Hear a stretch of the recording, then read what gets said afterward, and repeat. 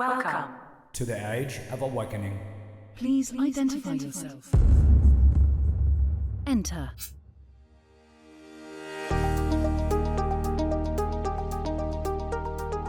Hey, Triple P Nation, welcome back to the podcast where this week we're going to explore the tools, tactics, and strategies to help you achieve personal and business mastery. And this week is the last of our Best of series where we've taken some of the best interviews really chosen by our listeners that they've liked really over the last, 4 or 5 years. Some of them have gone back since 2021, I believe, was the last one.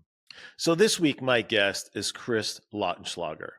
Chris is a graduate of economics from Northwestern University, and he built his first business on the trading floor of the Chicago Mercantile and made his first million by the age of 28. Sounds good, right? But the flip side is Chris also says that he lost multiple $1 million since then as well, too. So he knows what works and what doesn't work, which really is what gives us great perspective as human beings, as entrepreneurs, because then we can teach, we can inspire from both ends of the spectrum. Chris wrote a book recently called The Prosperity Loop, which identifies why today's version of capitalism is faltering and how it can be saved by millions of small and mid-sized companies that are the foundation of this country. He really emphasizes the importance of strong and dynamic cultures. And he talks about the 6 principles that we have to master to make this happen. We need to have a purpose, shared rewards, strong relationships, support of your team, their families, and then invest in your community and joyful profitability. So really great stuff from Chris. Next week, we'll be getting back to all new episodes for you guys. Got some great interviews, some great guests, some great narrative content coming up here as well, too. We're building a wonderful content list for you here through the end of the year. So I'm excited to get back live with you next week. I hope you all have had an absolutely incredible summer. Hope you've had a great Labor Day weekend and also are ready just to hit the ground and crush the rest of your goals for 2024. Because guess what, guys? There is 1 quarter and 1 month left. So you got 4 months yet to knuckle down, get your butt moving to accomplish all those goals that we help you set at the beginning of the year. So sit back, enjoy my interview with Chris Lautenslager. Hey, Triple P Nation. Welcome back to the show. As I mentioned this week, my guest is Chris Lautenslager, who just wrote the book, The Prosperity Loop. And I'm so excited to get into the book that Chris has written. He has a vast background, as I mentioned in our opening. And as you know, on the show this year, we talked a lot about how do we create more prosperity in our lives, and not just as it relates to our bank accounts, but in our relationships and our health and our well-being. And, because it's really encompassing, it's not singular. And so when I saw the email come through, I was so excited to introduce you, the audience, you guys, to Chris, but I got a chance to talk to him and pick his brain. But before we get into the book itself, a little bit of background. About a month, maybe 8 weeks ago, we were scheduled to do this interview, and Chris had to cancel suddenly. He had a tragedy occur in his life, and I would ask Chris, first, I want to welcome you to the show, but if you would share your story about that and how it's impacted your family. So welcome, Chris, to the show. Thank you, Dr. J. I really appreciate it. As I mentioned in our previous conversation, I'm a fan of the show and an advocate of the show and a supporter of the Triple P life. So I feel honored to be here. Thank you so much. It means a lot to us. So as I mentioned, a pretty significant event happened to you and your family recently. Would you mind telling us that story? Sure. And as you had mentioned, it is a tragedy on so many different levels. So my girlfriend, who I've been with for a number of years, her grandson was killed by a random bullet in an incident at a club that he was actually reviewing as a cinematographer. He was doing videos of bands. He was doing documentaries. Our family has a background in the arts. And so he was pursuing his passion. He was pursuing his love. And a a disturbance broke out in the club and guns came out and bullets flew, and he was one of the unfortunate recipients of tragedy. And Dr. J, the aspects associated with that reverberate so much in our society today.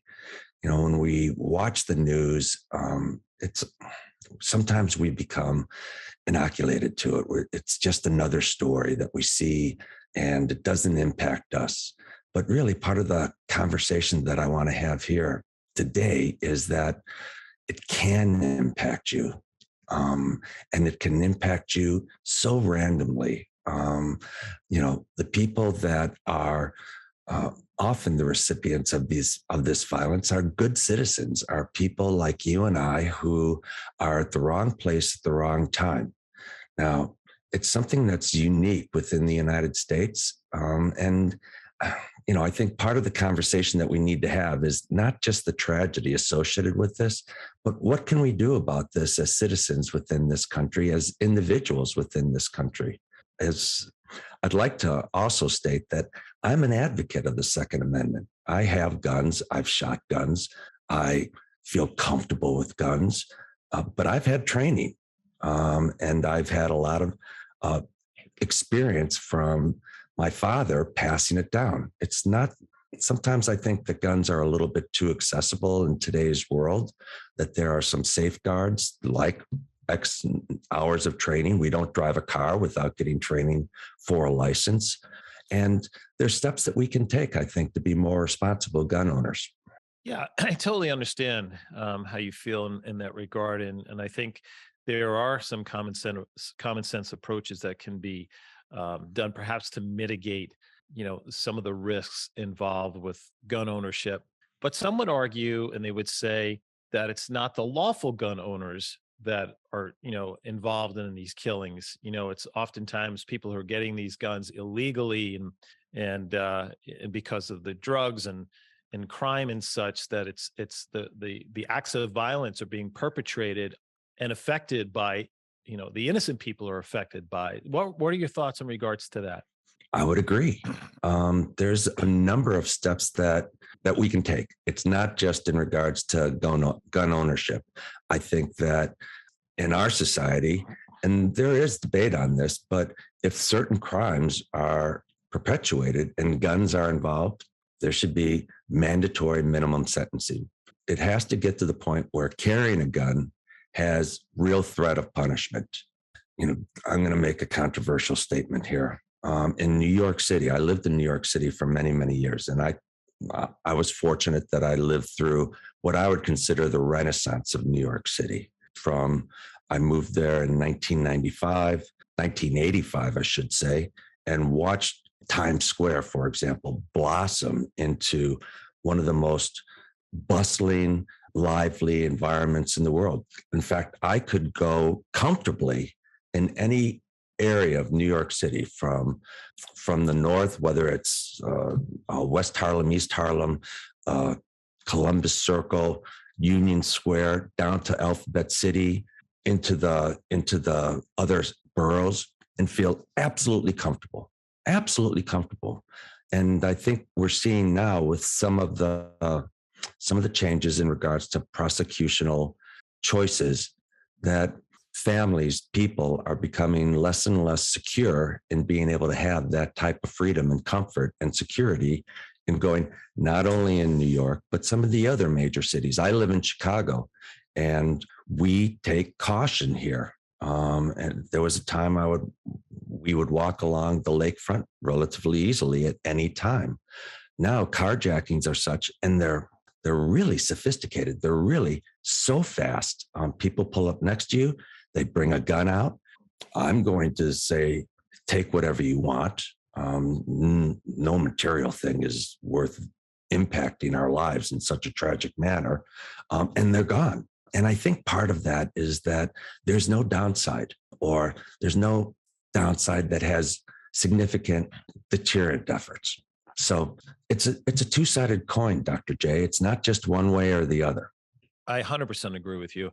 I also, who grew up literally outside New York City, but in the city. I played in the city, literally in bands and played as a teenager and a young 20-something person. Same way. I mean, I was there during the Giuliani years and pre-Giuliani, when Times Square was seedy and it's not a place you would ever go. And then the Renaissance came, and the city made a complete 180 shift. And I remember how it felt to be in a city and how safe and secure it was. And not long ago, my son lived there for 11 years as a Broadway performer. And he left about 2 years, well, actually, right after the pandemic had started, because of the violence and the uncertainty. He said, "Dad, I would ride the subways and I would go to any borough at any time of the day, any time of the night, and never be Hmm. worried about it." He said, as soon as I started to not feel safe, he said, I couldn't stay here any longer. No career was worth the quality of life. And it's funny, it was interesting, Chris, when we moved him there, when he went to college there in a performing arts school, and he said to me, "Dad," he goes, "I'm going to stay here for the rest of my life." And I said, "You Hmm. know what, Anthony?" I said, "You might." I said, "But you know what happens as you get older? Your values change, and therefore your needs change, Hmm. right?" And so it's funny, after 11 years when he moved away, and I said to him, I said, "Those values changed, didn't?" He looked at me and he smiled. He goes, "Dad, you're," yeah, like he didn't want to admit I was right. But anyway, but you're Nature of right. It's children. absolutely, it's the lax sentencing. It's the no minimum bail. I mean, we're empowering criminals. We talk about, right, empowering dreams, igniting passion, accelerating prosperity. We're empowering people to behave criminally with no consequences involved. And of course, why wouldn't they take it to another level? And that's where we're at. You know, you had told me in our pre-show opening that this is the first time your family has been impacted by gun violence. Unfortunately, no, it's not. When I was in my teen years, my older brother was in Florida and he was in a 7-Eleven and it was held up, and him and the store manager were shot and killed. Again, wrong place, wrong time. But the big difference, Dr. J feels that back then it was an even more shocking experience because it just didn't happen. And today, as I had mentioned earlier, we see this time and time and time on the news, and we become kind of immune to it. What I want to stress is that no matter when it occurs, that there are repercussions that impact lots of people. It impacts family, not just parents, but siblings, cousins, grandparents. It impacts the community and how people feel because we know these people. I know my neighbors. I know my neighbors' children. If one of them gets hurt, it's like one of us get hurt. And it casts a pale over our lives. And so I'm very, very conscious of how we can make improvements to our community. One of the aspects associated with my book is not just talking about businesses and leaders and their employees, but also how we can impact our communities and being able to better our lives through helping others, not just immediately, but throughout the overall community. Think you hit on a really important point there. I think, let me rephrase it. I know it's incumbent upon us, the citizens, to take back control of our communities, to step up and become the leaders that our communities need. Whether you feel you're a leader or not, we have to create a sense of awareness, not paranoia, but awareness, and Mhm. making sure that we elect people that reflect our values, not so much our pocketbooks, because a lot of times they'll tell us one thing and then, as politicians often do, they don't deliver, and then they deliver on their own agenda. But I really believe it's if we're going to shift where we're moving, it has to start with us, and we have to get involved. We can't leave it up to other people because we may not like the results. So I think as we kind of move away from this topic, I'd like to kind of really tell everybody is that, you know, you have to get involved. You have to become aware. You have to know who you're voting for. What are their policies? And if we're going to recreate, a society where it's safe and we can feel free to move about easily, and not be looking over our shoulders or being paranoid or not traveling because we're fearful. If we're going to create an environment for our kids and our grandkids to know that they're going to be safe, it starts with us. And we have to That's, take the responsibility and the lead. it's exactly right. Some of us might not feel like leaders per se, but if we have a family, if we have relationships, we are leaders, whether we realize it or not. People notice how we behave. People notice our interaction with others. And interaction with others is just the foundation of where my book, The Prosperity Loop, leads. There's a passage in the Bible. It's Matthew 7:12, and it's really very simple. It's do unto others as you would have them do unto you. And we've all heard it. I know that when I was focused strictly on money, and that was my pursuit. I was a young man in my 20s working on Wall Street, and I wanted to become wealthy, and for all the reasons that society pushes. But it wasn't until I recognized that I couldn't do it on my own. In fact, no one can do it on their own. This whole concept of a self-made millionaire is fallacy. We all need help. And the amazing aspect of it is it's so much easier with help and so much more joyful with help. So once I got past I'm going to do unto others because I'm hoping that I'll get X, Y, or Z by them doing unto me, and just give freely and just receive freely, that the joy of life and the rewards of life really become evident. Yeah. So you're talking about a principle that I've taught a lot about. It's not my original one. I'm not even sure. I think it might have been Napoleon Hill, when you talk about the be, do, have concept. And I grew up like most people with the have, do, be concept, right? Mm-hmm. When I have the house, when I have the car, when I have the bank account, when I have, fill in the gap, right? Fill in the gap. Then, yeah, I'm going to do whatever, and then I'll become this. And when I learned the concept that it was backwards, that you become it first, right? You become prosperous in mindset. You become healthy. You become joyous in your relationships. You create an environment around you built on happiness and love and peace and serenity. That's then what you get back in return. And then, right, abundance begins to flow to you.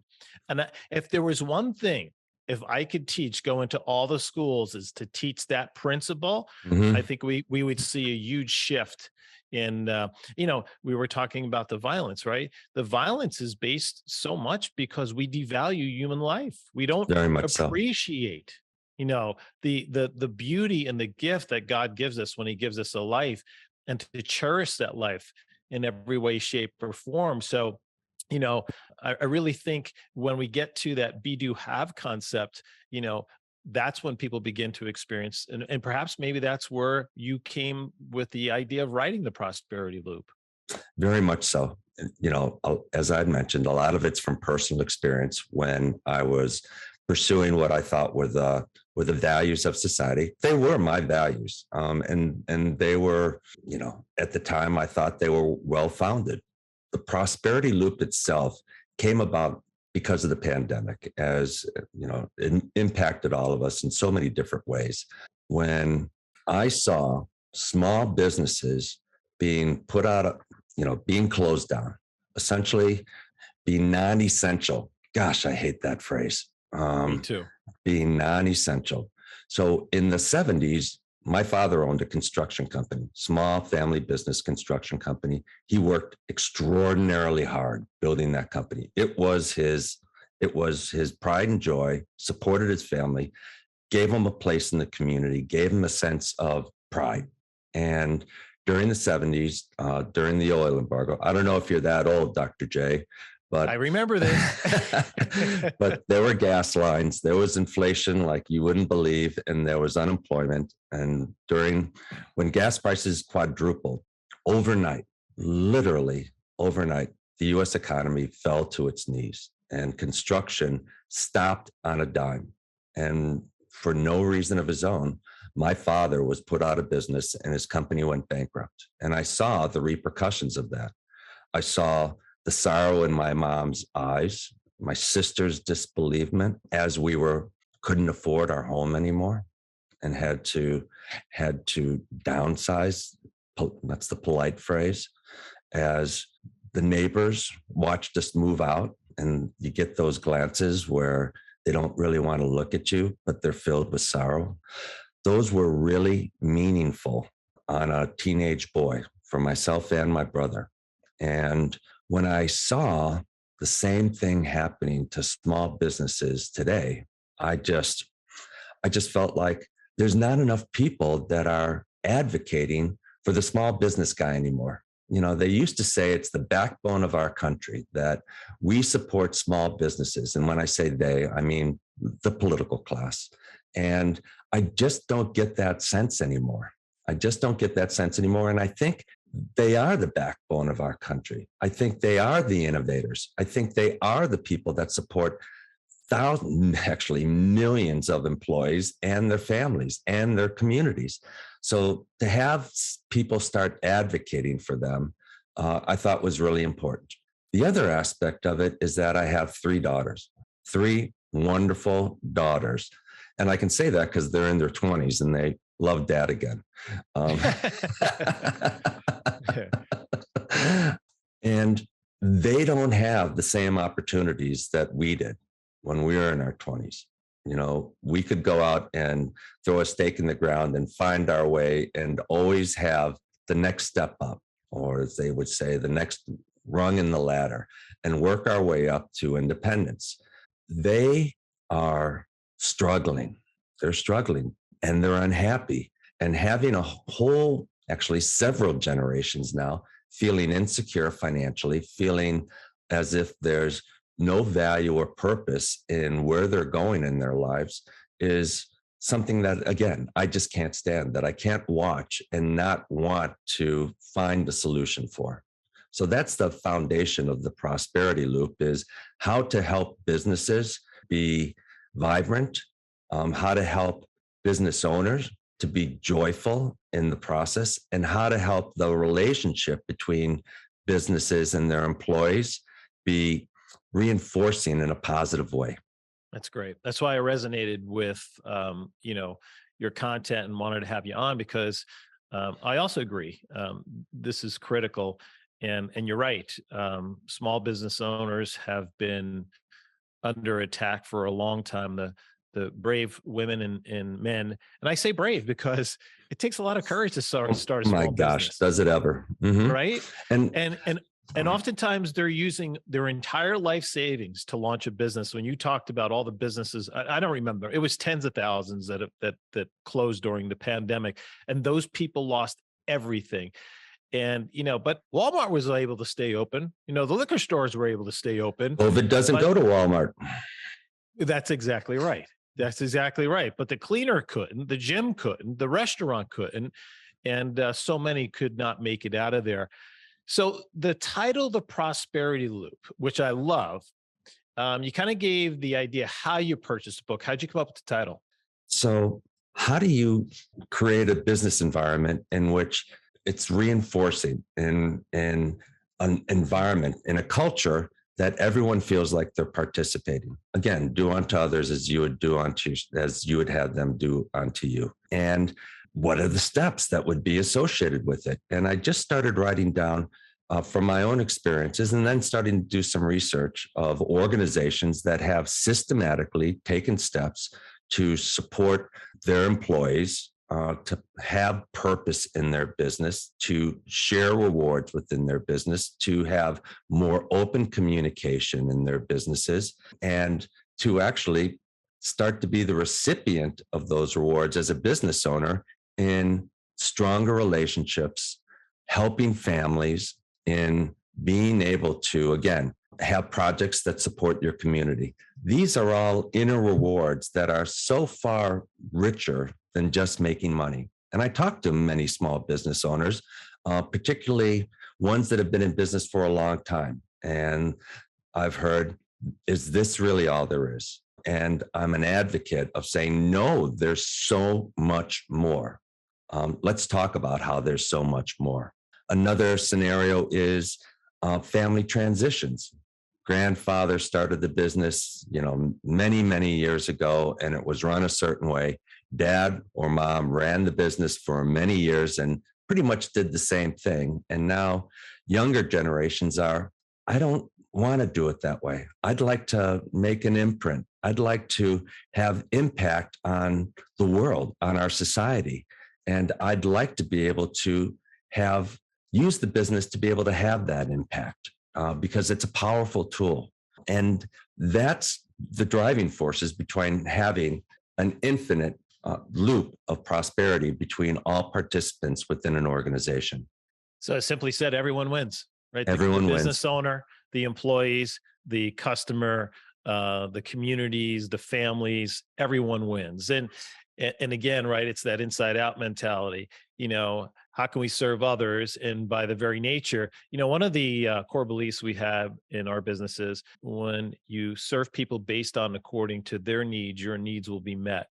Mm-hmm. And it's a core belief that we, ingrain in our people. And if they resonate with that, great. If they don't, well, we're not the right place for you.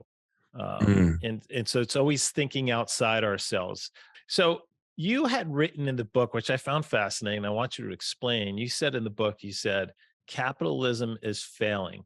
Is it the principle of capitalism, like the actual philosophy of capitalism, or is it the new variations that have occurred to morph capitalism to reflect more of a top-down government controlled form of capitalism? You know where I'm going with this. I think we all do, Dr. J. Yeah. So I'm a capitalist. I got my MBA at Northwestern University, double major, finance and economics. I've studied it, I've lived it, I've seen it, and I've participated in it. Capitalism for thousands of years has been the vehicle that has created by far the highest level of living ever established by man. It's the reason that it works or the reason that capitalism's been around so long is because it works.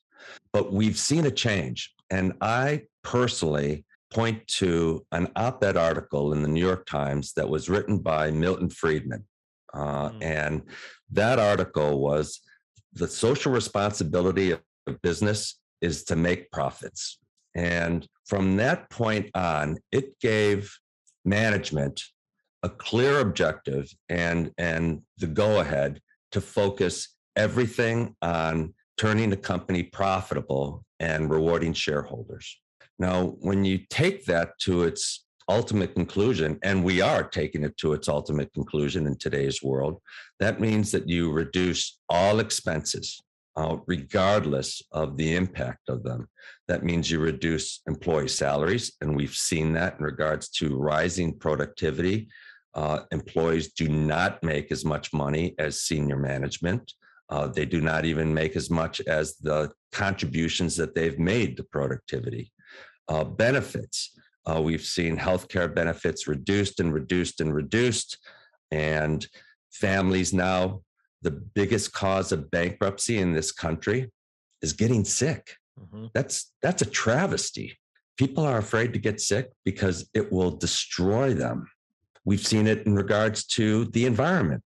When you don't take care of the environment, whether it's air, water, trash, whatever it might be, if you're cutting expenses simply for profits, it's a short-term gain for a long-term loss.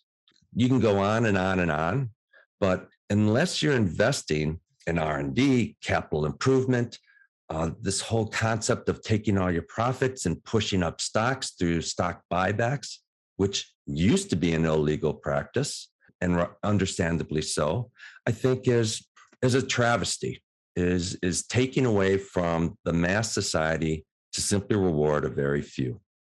John Mackey, the CEO of Whole Foods, wrote a book called Conscious Capitalism. And he talks a lot about what you're talking about here and how we have to get back by leading with our hearts and taking care of our people. And I think this is exactly what you're talking about, because you're not saying that profitability is bad. In fact, just the opposite. A business can't can't sustain itself if it's not being profitable. But there has to be a balance about investing back into your company, into your people, to make sure that they're being taken care of and they feel valued, and they feel a sense of purpose each day when they, when they go to their place of employment, and they feel like their work matters and it makes a difference. And I think that's the distinction that you're making, correct? Very much so. A friend of mine who's a very senior person in a very large company, who's an advocate of what we're saying. And by the way, what I'm saying is there's nothing new under the sun here. It's just a re-examination of old principles.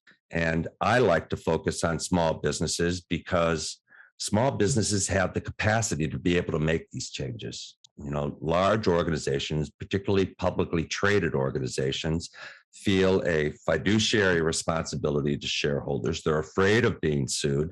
There's activist shareholders and many of the pension funds that are out there. And so they're going to follow the old path. But small organizations, they are face to face with their people. They're shoulder to shoulder, and they're the ones that are able to make a difference. But as you were saying, and I was beginning to refer to, I have a very good friend, senior management, and as he puts it, no profits, no company, no impact. It's really that simple. So we're not talking about giving away everything so that there's a kumbaya social gathering at the funeral of the organization. We're saying just the opposite, that investing in your employees, and this is the aspect that I find so surprising that businessmen have a hard time grasping, because they're used to viewing employees as widgets, as costs, instead of as the most important asset that they have within their organization. When you believe and treat your people as the most important asset within your organization, that will reverberate throughout your organization in increasing sales, in increasing customer service, in increasing productivity, and increasing the quality of life for everyone involved. So it's for some, it's counterintuitive. But again, this is an old principle that's been around for thousands of years, that having a broad approach to caring for others is a rewarding scenario, not just in business, but personally. Couldn't agree with you more. My own personal experience, and many of the listeners have heard this before.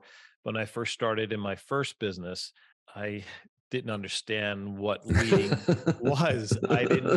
Wasn't very good at running a business. I was trained in healthcare, and I was really good at that, but I didn't understand the aspect of leading people, leading myself, creating a vision, getting people connected to a purpose, and then setting that vision, and so on and so forth. And so naturally we struggled. And fortunately, one day someone called me out, and I was humble enough to listen and accept the responsibility. I looked in the mirror, and then I started to really dig in and study and learn this stuff. And as I began to apply it in our business, in a matter of a few years, we tripled that business. And the only thing that changed, and I say this humbly, right, is the leader change. I changed my mindset, and then everything else around me changed. The people changed because they knew I cared then. I led with vulnerability, and I would accept my mistakes, and so on and so forth. So that's exactly what you're talking about here. And I know it to be true.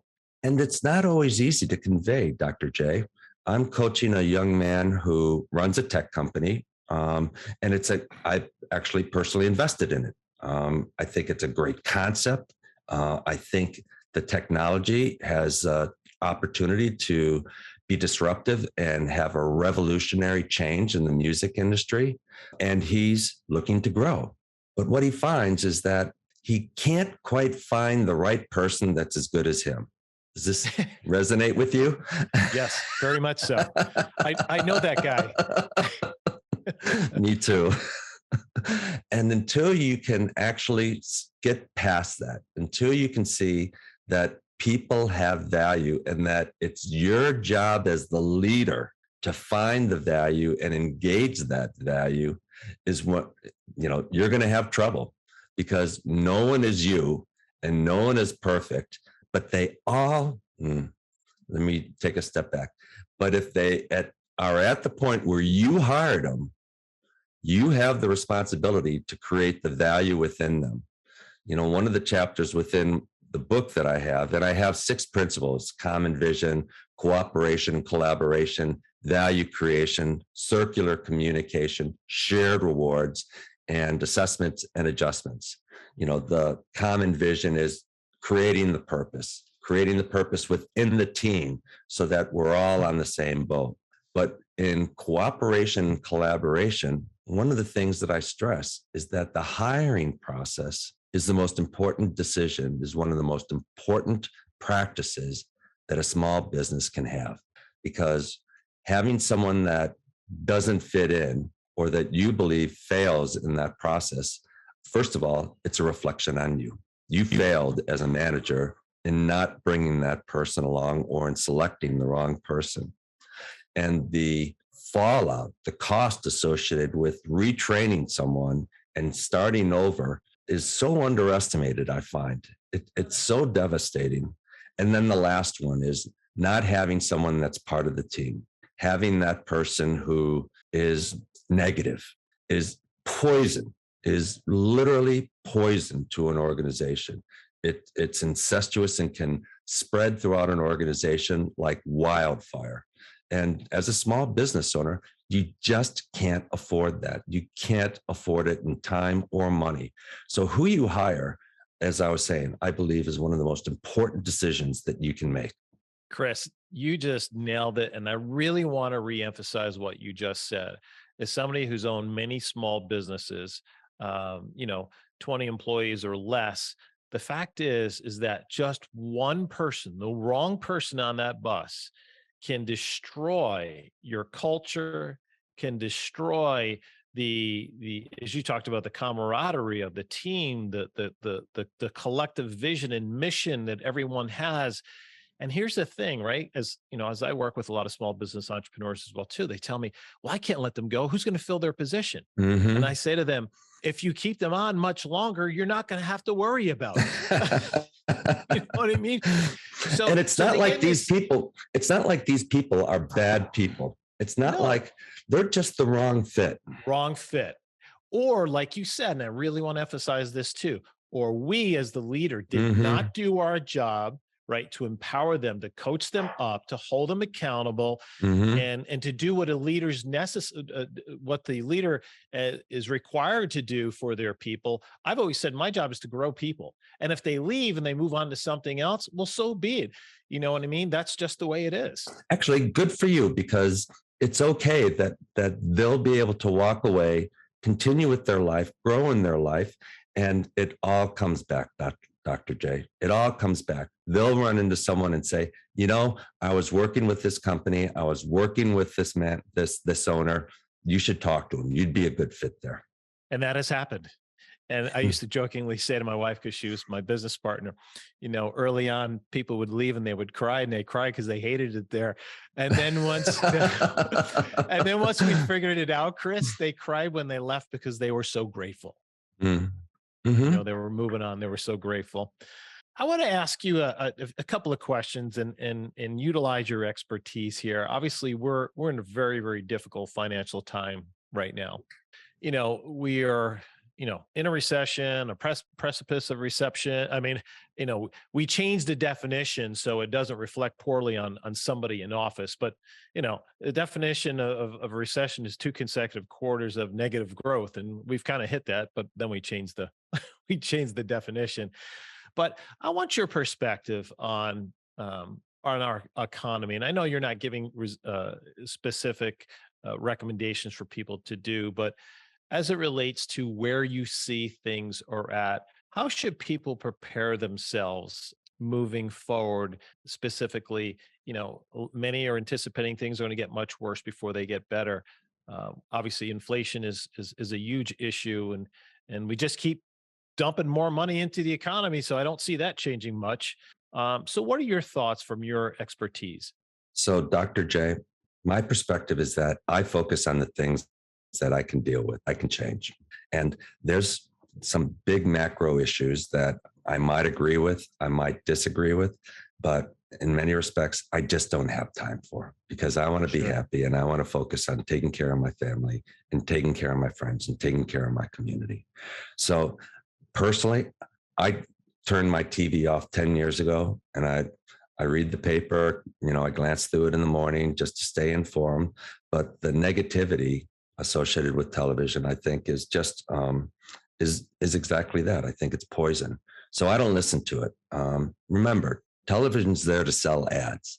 They're there to be sensational. They're there to create constant eyes on because of generally fear and, oh my gosh, what's going to happen? So, I listen to podcasts. I think podcasts are remarkable. It's an advance in knowledge and technology that I think can change generations. I read books. I think that's really important. But if I was a young person just getting out of college, and it's funny, I'm talking to so many fathers that are about this right now. Their son or daughter is like, Dad, what do I do? How can, I don't know what I want to do. And I'm afraid that I'm going to, make the wrong choice. And I know for me that I didn't end up where my first job was leading.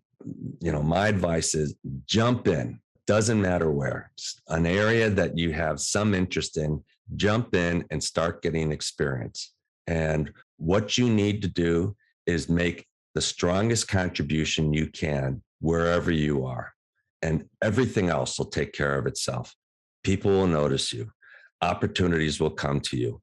As long as you have a positive framework, work hard, and contribute to others. As Jim Rohn would say, your value is created by creating value to others. Unless you're creating value for others, you're not going to have opportunity come to you. So keep that in mind. How can I help that person do better? If that's your perspective as a young person, as I was saying, the likelihood of any job that you take being the job that you're going to be at or the industry you're going to be at for the next 40, 50 years is very, very low. But the attitude and the skills that you acquired during that journey are what are going to really lead your life.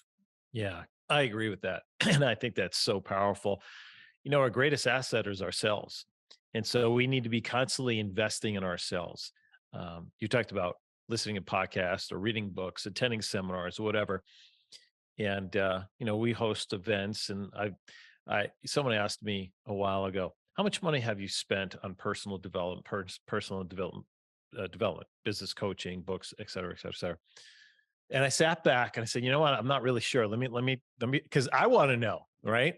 And so after I got over $600,000, I just stopped because it was a lot of money. But it's true.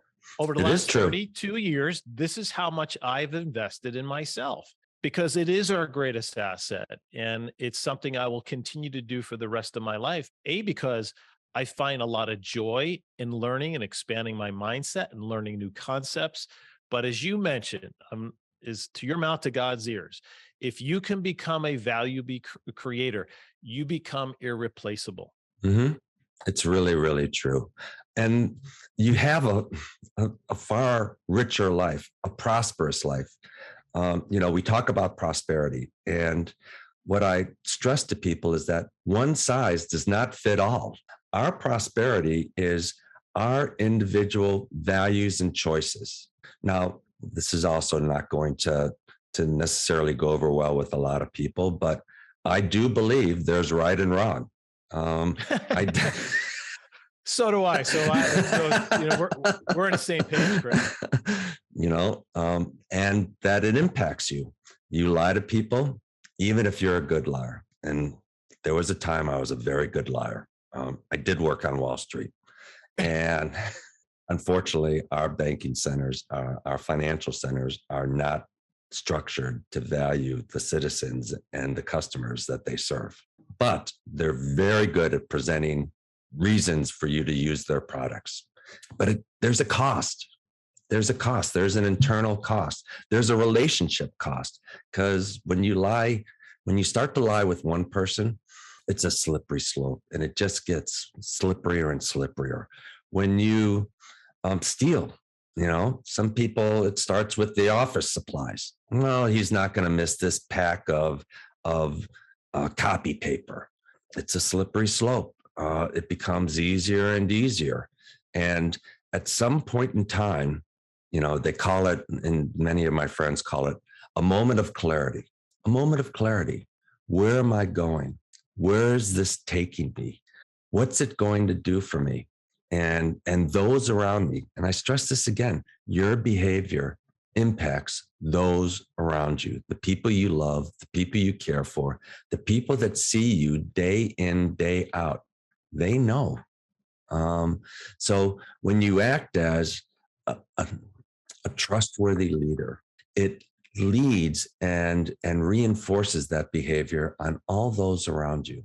And that's one of the most valuable things as a person, as a parent, as a neighbor, as a friend that we can do.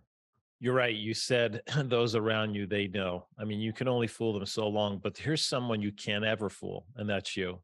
Mm, And so that personal integrity, when you're cutting corners or you're doing things that act out of integrity, and you said right or wrong. I mean, we have an internal compass, we right? do. It's called moral clarity about what are right choices and what are not right choices. There's a kind of a new relativism. Well, let's let it fit the current moment in time or topic, and then I can morph it at that moment in time to make me feel a certain way. It the moral compass within you doesn't work that way. And so every time you act against that, you are undermining your own self-esteem and self-confidence. And so if you, if we want to become the leaders, and like I said, everyone can, right? The first person you need to lead is you, and that's acting integrity in thought, word, and action. I understand and agree, Dr. J. Let me make another point though. That doesn't mean we can't respect other people's perspectives. Okay. Correct. My girlfriend's African American, and I've learned a lot in dealing with her relatives, her family, her community. They don't see everything the way I see it, and vice versa. And that's because of the different experiences that we've had growing up in life. But they know right from wrong. And it's the same right from wrong. But Right. being able to accept other people's opinions, perspectives, experiences, growth is so important in our own personal development. You know, I am really afraid of cancer culture because other people's perspective, other lessons that we've had are really important in expanding our knowledge and not mistaking or not making the mistakes of previous generations. You know, yes, there are offensive things that people say. Yes, there are things that I don't agree with. But when I was younger, here in the Chicagoland area, there was an experience in which the Nazis wanted to march in Skokie. And Skokie in this area is a town that has a significant Jewish population, many Holocaust survivors. And there was an uproar. How can we let Nazis, with all that history associated with it, march in a town that's filled with Jewish heritage? And the Supreme Court ruled, and I agree with them, that the freedom of speech, the freedom to be able to express whatever opinion you have, no matter how loathsome, is paramount to a free society. So what occurred? The Nazis marched in Skokie, and there was a groundswell of support for the community. Okay. It's not that people accepted Nazism. In fact, they identified how loathsome their perspective is. It reinforced in the community that that's not something we want to embrace. And it's only by hearing other people's perspectives that we can say, no, no, thank you. That's not for me. That's well said. So true. So many lessons. Look, because we can learn in those situations, and people expose themselves and their views, and sometimes forget about cancel culture, they cancel themselves. You know what I mean? By these True. archaic ideas or concepts or offensive positions and things like that. I'm really glad that you mentioned that, by the way. So this has been fantastic. I'm so grateful you came on, and in particular, obviously sharing about your new book, The Prosperity Loop, and of course, the tragedy you went through recently, and I just want to kind of wrap this up and identify for my listeners who would benefit from reading your book. Well, the subtitle for the book is it's a wealth creation model for the socially conscious leaders, their teams, and their communities. And all of those, if you participate in any of those areas, I think the book's for you because we can all learn from each other. I like to focus on local. I like to focus on local businesses, families that are working together, and communities that are looking to build upon each other. That doesn't mean that people that advocate for global solutions shouldn't do so. Again, I think it's all of our rights and responsibilities to find the passion that moves us. But I like to be able to see improvements in the local playground. I like to see expansions of the local library or schools. I like to see parents' involvement in their kids' sporting projects or teams. Being able to, as a business owner, support those endeavors by supporting the people within your organization is that positive reinforcing prosperity loop that I'm looking to be an advocate for. Chris, where can they find the book? They can find it on two areas. One is my website, which is www.get-looped.com. That's get-looped.com. And then you can pre-order on Amazon right now. My book is going to be released on October 18th.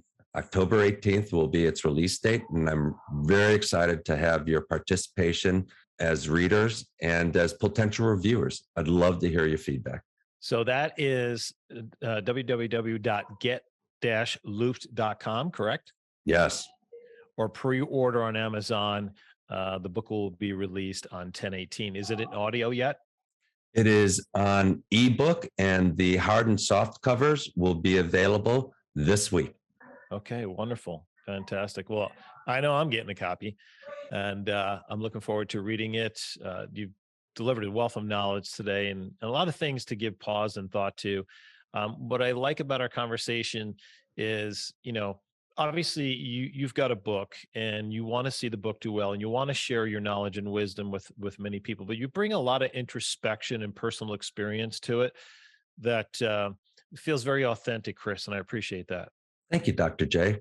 I appreciate being able to share on your podcast, and I'll continue to enjoy your podcast in the years ahead. Well, thank you so much. And perhaps if you write another conversation, we'll get you back up on the show. I look forward to it.